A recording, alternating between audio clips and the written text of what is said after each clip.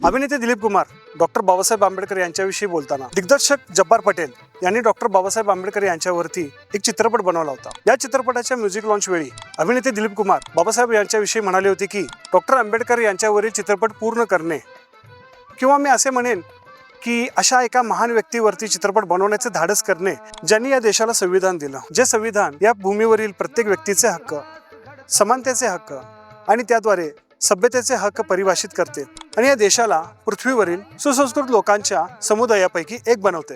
हे विचित्र आहे की इतिहासकार, अगदी प्रसारमाध्यमे, जनता आणि राजकारण्यांनीही या महान व्यक्तीकडे दुर्लक्ष केलं, जे आपल्या त्यागातून आणि विद्वत्तेने, आपल्या इच्छाशक्तीने आणि दृढनिश्चयाने पुढे जात राहिले। मला डॉक्टर आंबेडकरांना त्यांच्या आयुष्याच्या अखेरच्या वर्षात भेटण्याचा एक अनोखा अनुभव आणि आनंद मिळाला।